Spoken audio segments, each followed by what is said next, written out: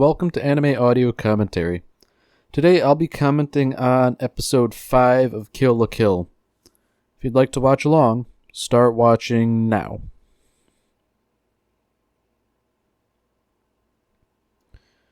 So according to the preview at the end of the last episode, this episode will sort of be focusing on a mysterious character. And apparently he has it out for Ryuko for reasons that are as of yet unknown. And so we have this guy here now. He clearly seems to be kitted out for something. He has all kinds of weaponry. He's definitely an outsider to Honnouji Academy. But for whatever reason, he has his targets sighted on Ryuko.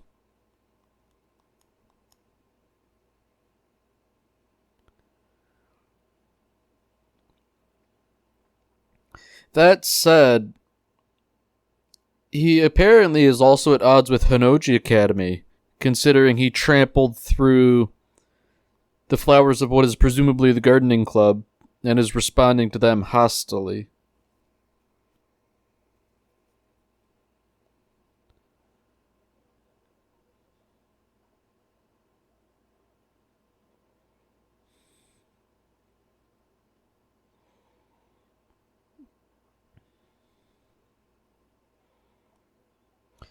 So he's definitely made a solid enemy of the gardening club here. Of course, it doesn't appear to be much of an issue for him, as not only is he taking out the entirety of the gardening club, but he's also standing up to the captain, who has a 2-star uniform.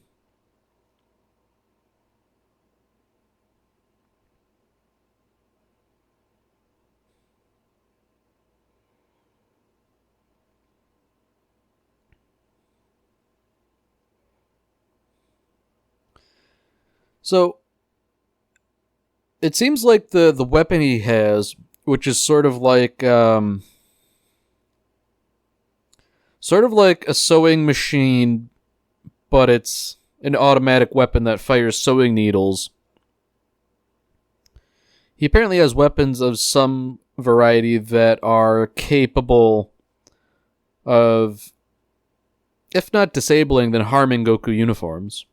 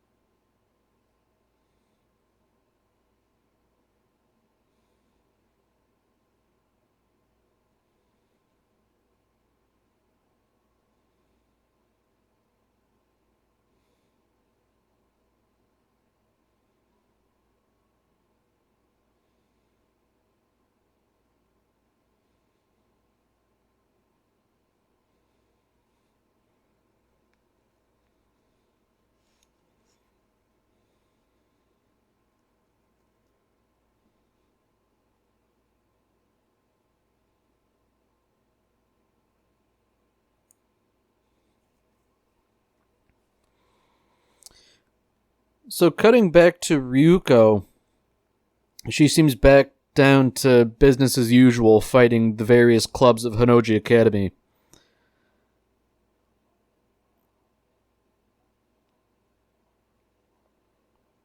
So in this case, she's dealing with the biology club, who, if they had their way, they would be, I guess, vivisecting Mako.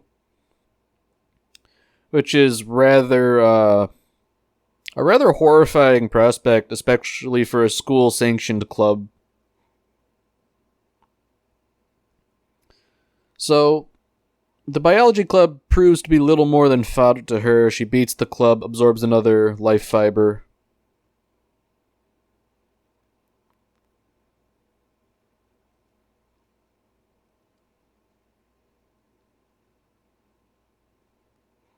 Interestingly, she also knows how to shrink down her scissor blade. This is the first time we're seeing that, but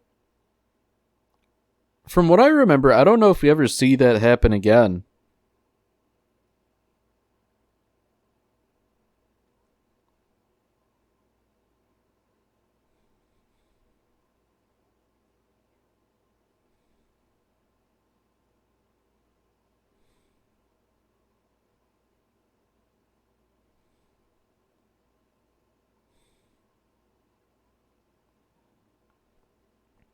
So Ryuko's getting into an argument with Senketsu,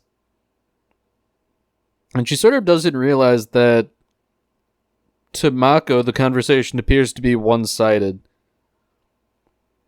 So Senketsu, being a primary recipient of her blood, has a vested interest in her health, but his health advice isn't taken too well by Ryuko.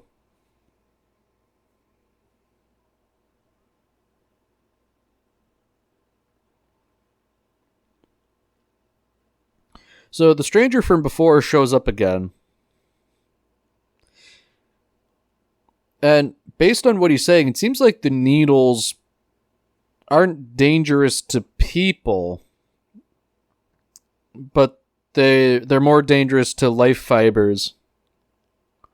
They appear to have like a stunning effect on people, but it's not a harmful thing. It's merely temporary.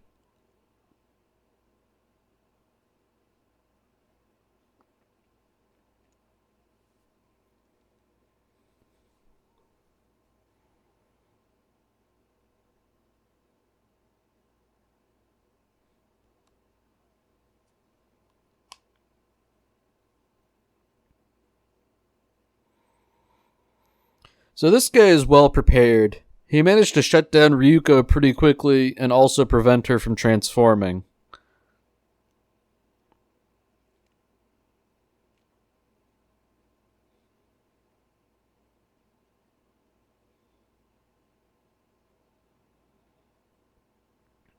Ultimately, he decides to leave for now and come back tomorrow. So, based on that needle that hit him in the hand, it seems like he'd received a message.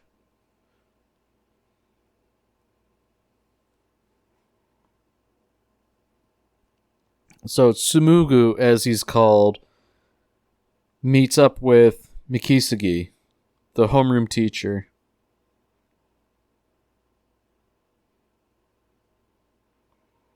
So they seem to have conflicting goals. Mikisugi wants Tsumugu to leave Ryuko alone, but he doesn't seem to be willing to do that. So Mikisugi's under the impression that it would be a good idea to use Ryuko's Kamui against the Kiryuans and Honnouji Academy. But Tsumugu is under the impression that a Kamui is too dangerous to be used.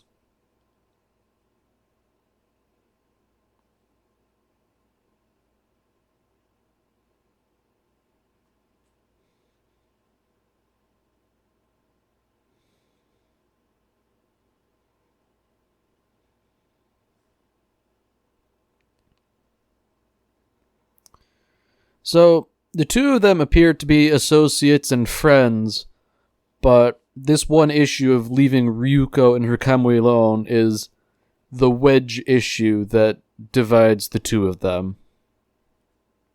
But otherwise, it seems like their goals align.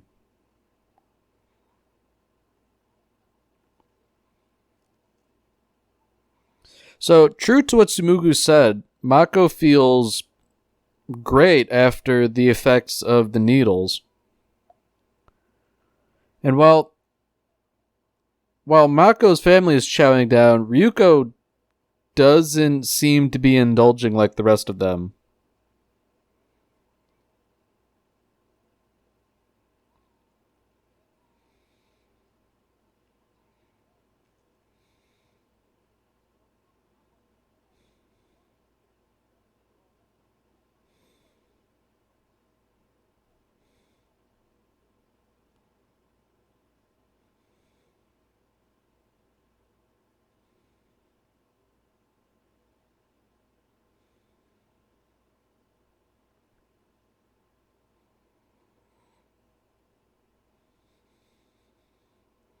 So Sumugu is preparing for the next encounter. Interestingly, the powers that be at Honnouji Academy already sort of know about this guy. Inamura has been collecting info on him. Gamaguri recognizes the description and that it matches a guy who's been hassling some of the clubs.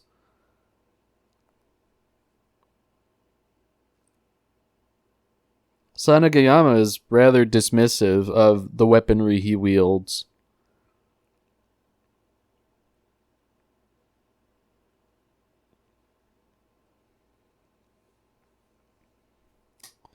So, interestingly enough, the powers that be notice that this guy's after Ryuko.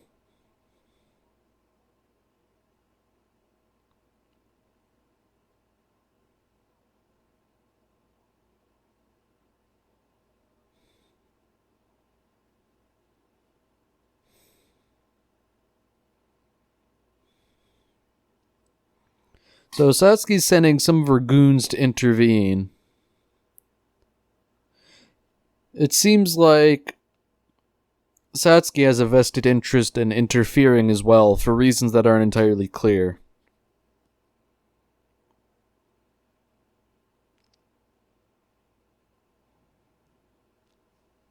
So once again, Mako and her family sort of take notice about how Ryuko talks to Senketsu.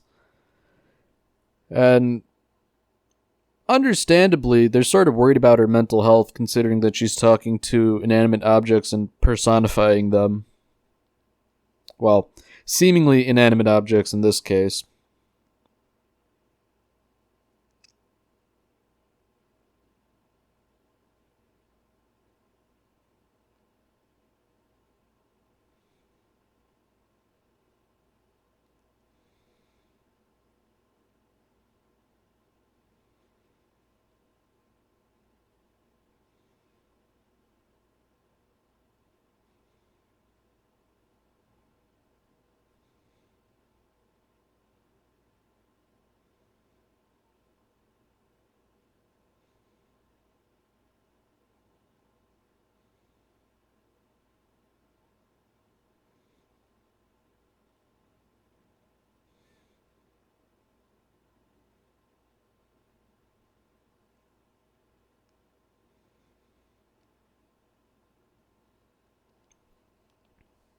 So the conflict begins once again. And this time, Tsumugu's using much greater ordnance to start out. Ryuko managed to transform, so at least initially it seems like she would be far better off than before.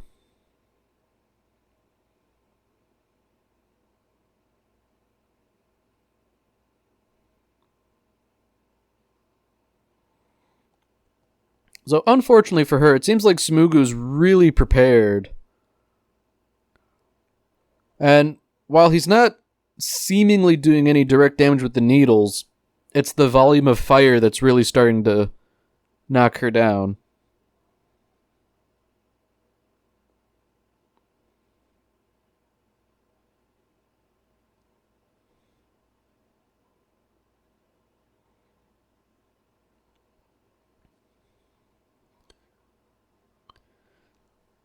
So while all that's going on, the fight between the two of them, it looks like a couple clubs have showed up for revenge, either on Tsumugu, Ryuko, or both.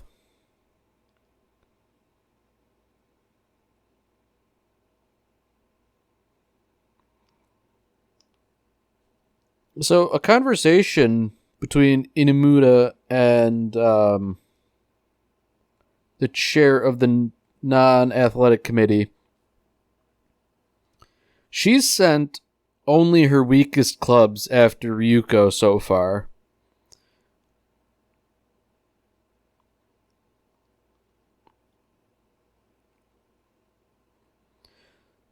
So, interestingly, it seems like she's also testing Ryuko and how effective she is by only sending the 3 weakest clubs so far. She's under no illusions that they'll manage to beat Ryuko, but it seems like it's more to gauge the power of Ryuko's Kamui. And in the event that they do win, all the better.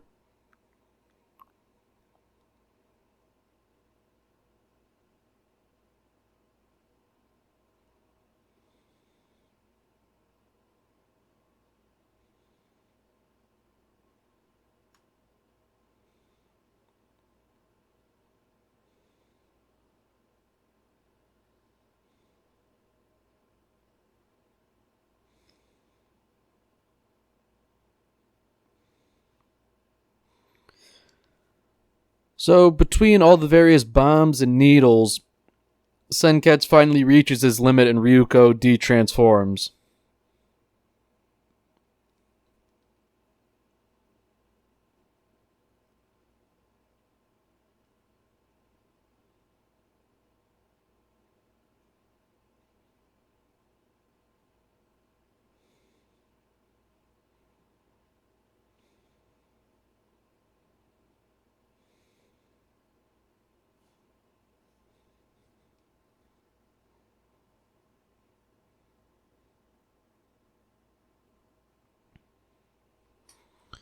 So, Sumugu's kind of given Ryuko a quick rundown on why he is the way he is.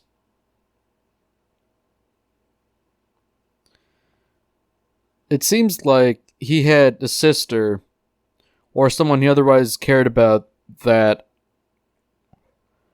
I guess was possessed by life fibers or a kamui or something similar. So, given how Mikisugi worked for Dr. Matoi and this guy is a friend of his, I think it's safe to say that he probably also worked under Dr. Matoi, hence how this entire situation came about.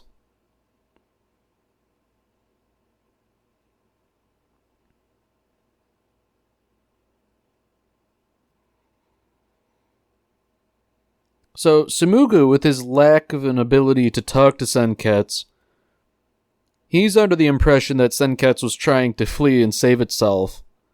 But in reality, Senketsu was making a move to protect Ryuko.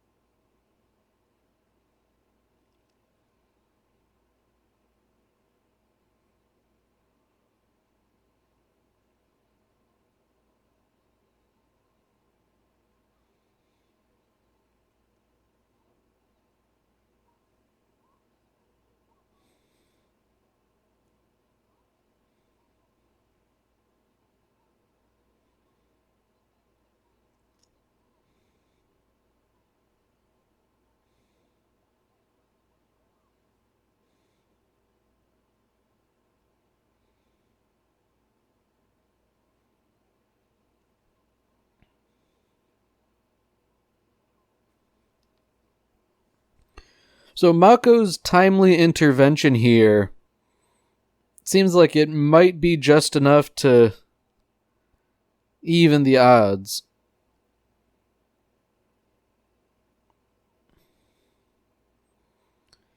The way she's talking, she kind of gets Sumugu to stand down.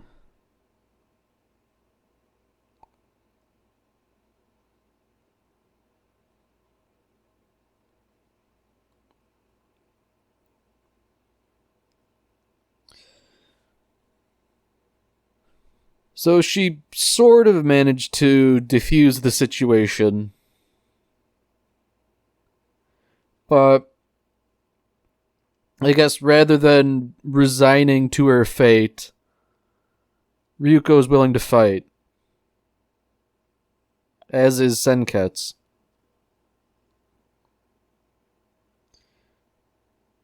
And for just an instant, it seems like Senketsu was able to communicate with Tsumugu and issue a threat.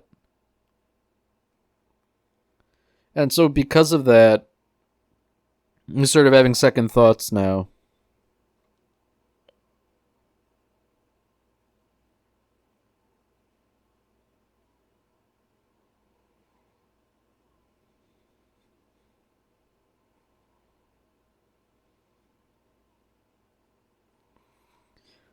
So now Jakuzure has intervened into the duel between Tsumugu and Ryuko, with the idea being that she's here to sort of capture both of them.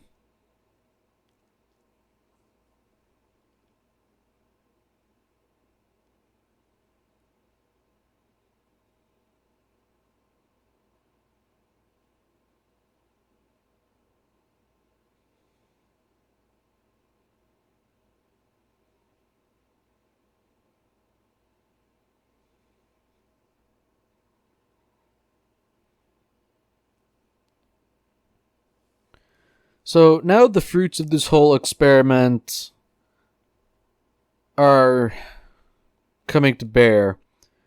So by observing this whole fight, Satsuki and Inamuda sort of gathered enough data to improve their Goku uniforms to withstand the weaponry that Tsumugu would have otherwise used. So ultimately, Satsuki has effectively played both sides to come out on top.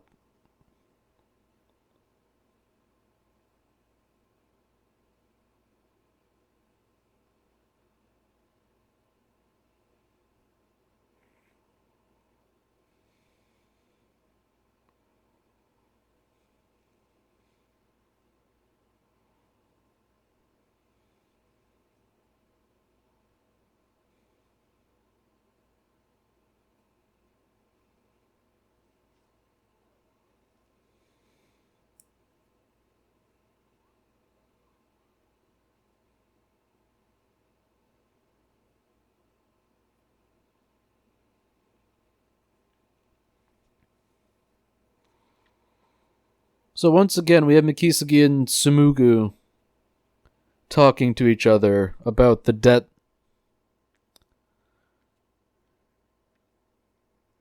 And so it seems like they've sort of resolved that wedge issue that was dividing them. Tsumugu ultimately agrees to give Ryuko a chance.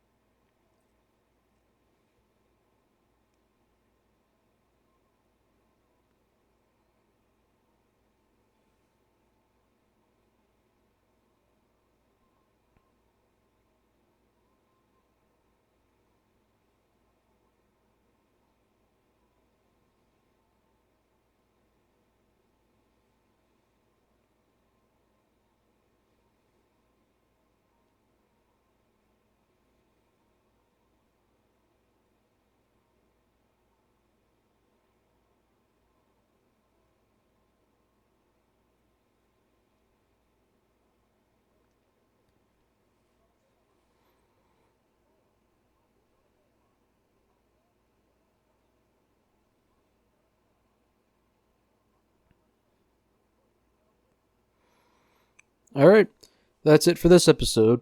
If you've enjoyed it, then by all means, tune in for the next one.